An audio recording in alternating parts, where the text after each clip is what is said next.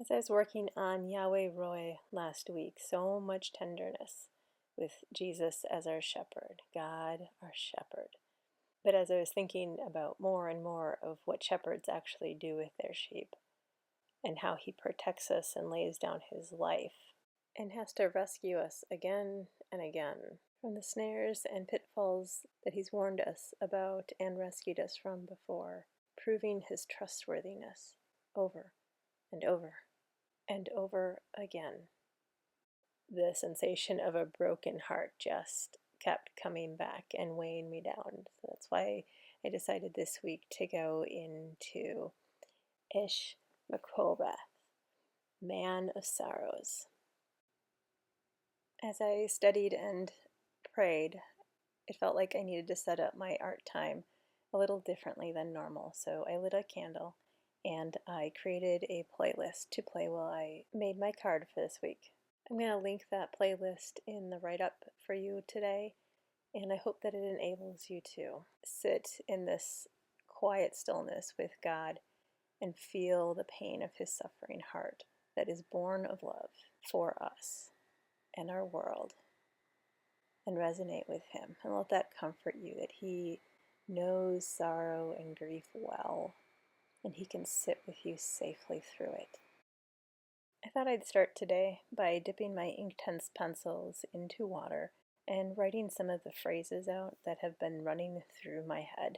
Man of sorrows, well acquainted with grief, he bore my pain and my punishment.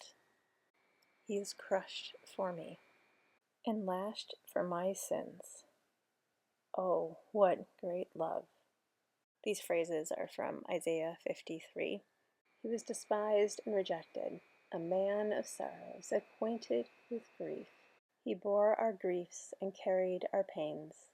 He was pierced because of our transgressions, crushed because of our iniquities.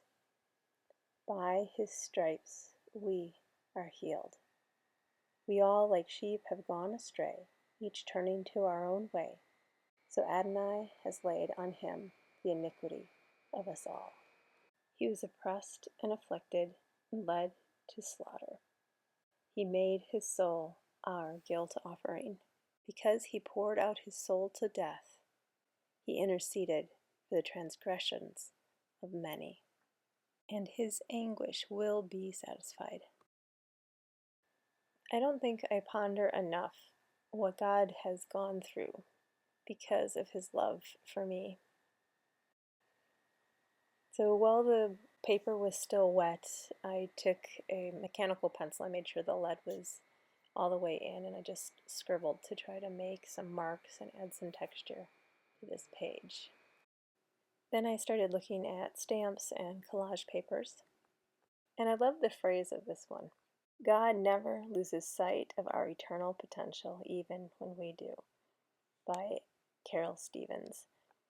What really stood out to me was the first part, that God never loses sight. In his suffering, he never loses sight of the reason for it. Now, in all reality, when you see this next piece land on the page, you'll realize that I could have been done right here. It had the image, the colors coordinated, it had marks and words about Man of Sorrows. But I really just didn't quite want it that literal, and I really wanted to use this beehive that I had found years ago. I love the texture, and it reminds me of the stripes that Jesus bore for me. And when I took that last little bit off, it reminded me of cypress trees, which got me thinking about the Garden of Gethsemane, where Jesus prayed in agony, Abba, Father, all things are possible. Please take this cup from me. Yet not my will, but yours be done. He prayed while his best friends fell asleep on him, and a close friend was betraying him. He knew what was coming and surrendered himself to the suffering so that he could make a way for us. 1 Peter 2:24 reminds us that he bore our sins so that they may be removed from us and we can live free for righteousness. In 100 Names of Jesus, Christopher Hudson talks about the one who is a suffering servant, and that while we, as contemporary Christians on the other side of the cross, quickly and easily identify Jesus as the suffering servant, fulfilling the prophecies in Isaiah, this marker identifying Jesus as the Messiah would have been a shocking connection for the bystanders of Jesus' crucifixion and the Jews of his day. They were so certain that the Son of God was supposed to reign with a scepter of iron at his triumphant return. The Messiah was supposed to be their deliverer and triumphant king, to break the bonds of oppression that they had been under for so long. Recognizing Jesus as the suffering servant, the man of sorrows, well acquainted with grief, reminds us that pain can have an unexpected outcome. Just like it was for Jesus, our difficulties allow us to see God, who can reveal his love through an unexpected plan. Well, Jesus was not the Messiah most people expected. He was exactly the Messiah we all needed. The gray in that last piece of collage that I just put on here makes me think of God's tears coming down from heaven. I had originally thought of using this blue striped piece for more tears coming from heaven, and then as I dumped them out, I saw the red was on the other side. So I just want to remind you guys, always look at the back side of your hole punches or your collage pieces, because sometimes what you plan suddenly takes a different turn because of what you find unexpectedly. In Praying in the Names of God, Anne Spangler combines Servant of God with Man of Sorrows. And she starts out by talking about how Jesus startled the people of his day by reversing the natural order. I think he still startles us with this. He came not to control and dominate, but to serve. His service through suffering is what saved us. He loved us in the most passionate way possible by allowing himself to be nailed to a cross so that we could live and have life to the fullest. Matthew 20:28 says, "He came to serve and to give his life as a ransom for many." To help us understand the name better, Anne also dove a little bit further into history. And I'm just going to read some of her words here. Though slavery was practiced in Israel, the law forbade the forcible enslavement of free-born individuals. To kidnap or sell such a person was to incur the death penalty. However, people could sell themselves in order to pay off their debts. And even at that, Hebrew slaves were then released after a certain number of years, because no child of God was meant to live in perpetual bondage. I'm just going to put a pin in that thought right there. Jesus chose to sell himself to pay off not his debt, but ours. Because no child of his was meant to live in perpetual bondage. Okay, back to Anne's words. Though the Israelites were not considered God's slaves, they were considered his servants because they freely put his interests before their own, confident of his care and protection. To be God's servants involved living with an attitude of dependence and obedience. The servant songs in Isaiah 42, 49, 50, and 52 all speak of a mysterious servant who would bring justice to the nations. Through his suffering, this man of sorrows, Makoboth, would redeem many. By becoming one of us, Jesus suffered both with and for us. And as his people, we are to follow his example. In ancient times, a servant's status was directly related to the status of his master. To be a servant of the King of Kings, then, is the greatest of privileges. Okay, we're going to get back to talking about God as the Man of Sorrows in just a moment. I wanted to take a quick break and tell you what was going on artistically on the screen here. I decided to get out my gouache paints and use a dry paintbrush and just put the tiniest bits of paint on here to start merging the color scheme and creating a little bit more atmosphere. I wanted to feel kind of heavy, but also there was hope breaking through, because the Garden of Gethsemane is very much that feeling. And when I think of sitting with God and feeling his breaking heart for choices and thoughts that I have and for things that I see in the world, it can feel really oppressive. But also when we sit with God, there's this hope that sustains us. Remember that quote from the stamp that I really like? God never loses sight of eternity. That can help us too when we are suffering. That is not a Pollyanna whitewash of pain and suffering, nor is it a jumping over and negating the pain. For Jesus wept and sweat drops of blood in his anguish. Our feelings and trials are not trivial, they are real. They just don't have the final word. Just as death does not have the final say either.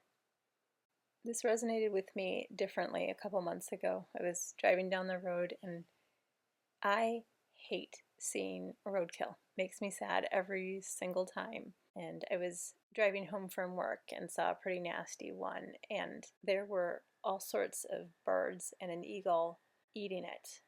And the thought that God put right in my brain, and I know it's from him because it is not where my brain naturally goes, was, I don't even waste death. How has God spoken to you in the midst of suffering, or as you've sat with other people in their suffering or witnessed suffering on TV? In the video, you'll see that I have pulled out the stamp and I'm using stamping markers to ink it up, and realizing that they are quite transparent in their ink quality. So I didn't get to see the words on the page, but maybe that worked out even better because it adds kind of a nice texture, and I get to repeat using God never loses sight over and over. I think that's a good phrase for me this week to have running through my head. How about you? Next, I smear around a little more Inktense to add some more shadow and depth. And because I had used a glue medium that leaves a glossy finish, it didn't want to adhere, so I just kept smudging it around. And then I add those 3 little dots from before. And they turn out to be much more significant and symbolic than I had intended in the first place. I also really like the color that they add to this very subtly. While I add the gold leaf, I'm going to dive back into Anne's book and read a few of her questions. How does the passage from Isaiah fit or fail to fit with your image of Jesus? The man of sorrows was unattracted, despised, and rejected. Can you see his face in sorrow and bitter grief? What drove him to endure such suffering? When you think of his suffering, how does it make you feel about him, about yourself, about others? In John 13:1, we read, Jesus loved his own who were in the world, and he loved them to the end. When I read Psalm 22, I was reminded of so many other Psalms and even the entire book of Job. We can have hope in the midst of our suffering because God can be trusted and relied upon. We can know he is at work in the dark. We can rely on him to rescue us. But Jesus was in Gethsemane, alone, betrayed, begging for a different option, yet knowing he was going to be forsaken by God himself. He had all the power to stop it and change things, but he chose suffering so that he could save our heart and rescue our souls. Are there any sins that you, in pride and shame, have not wanted Him to carry for you? Confess to Him and ask Him for greater acceptance of sorrow in your own life. Lord, you have paid the price. You have willingly carried it all to the cross for us so that we can have freedom. Your hands are open and waiting. Help us to submit to your love and to trust you fully, to surrender our burdens and lay them in your hands. You've already paid the price. Help us to live free and confident in our freedom in you while we suffer. Help us remember that you suffer.